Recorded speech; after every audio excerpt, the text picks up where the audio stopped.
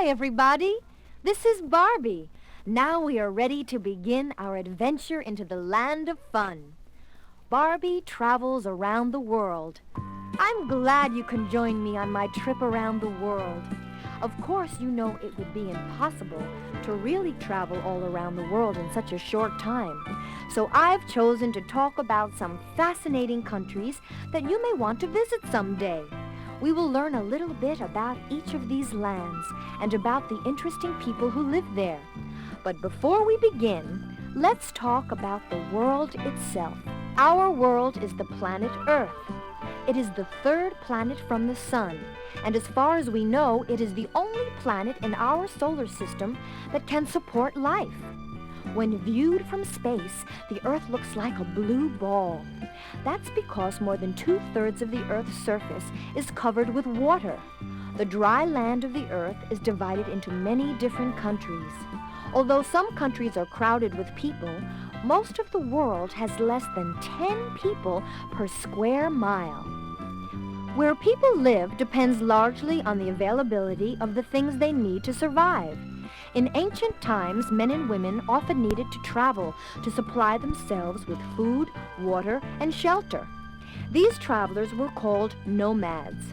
Although some of the world's people are still nomadic, the development of farming and trade made it possible for men and women to begin to settle down in one place.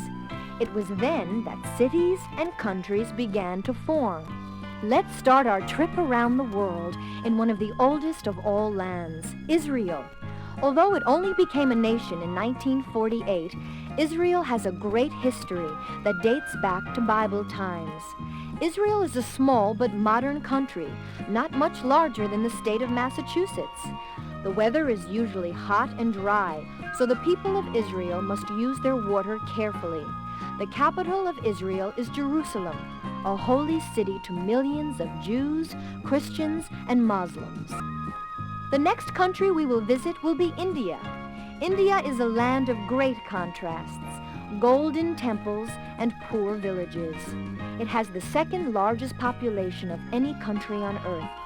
Communication is a problem in India because the people have no common language. There are 14 different languages and over 1,000 separate dialects. Long under British rule, India today is an independent country, trying to balance old customs with the desire for a modern life. On we go to Japan. Japan is a small but prosperous country with a history of overcoming great problems successfully. Unlike most of Asia, Japan is a modern country with a highly developed industrial economy. With the help of the United States, Japan has rebuilt itself since the end of the Second World War and is now a model of a working democracy. But the Japanese people still retain their customs and culture too. Japanese painters and musicians create some of the most beautiful art in the world. Our next stop is Italy. Located on the northern shore of the Mediterranean Sea, Italy is another old and fascinating country. Most of the land is rugged and mountainous. Italy stretches almost 1,000 miles from the Alps of Switzerland to the tip of Sicily, an island at the end of the Italian peninsula, which is only a short distance from North Africa. Italians are proud of their heritage. Many great musicians and painters were born in Italy, including Michelangelo, Da Vinci, Verdi, and Puccini. From Italy, it's just a short stop to France, the second largest country in Europe. France is a beautiful country with snow-capped mountains and sunny beaches. France enjoys a worldwide reputation as a cultural center. Its museums house some of the world's most famous works of art. And of course, there's the food. French chefs are considered by many to be the finest in the world. No trip to France would be complete without a trip to Paris and a visit to the Eiffel Tower. The tower was built by Alexander Eiffel, the same man who built one of our country's most famous landmarks, the Statue of Liberty.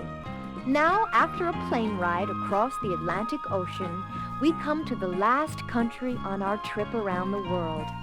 Many people who have traveled all over the world consider this country to be one of the most beautiful. Do you know what it is? It's the United States. Just a few hundred years old, which is young by world standards, the United States has grown from a largely uninhabited wilderness to become one of the world's most powerful and respected nations. Several things helped bring this change about.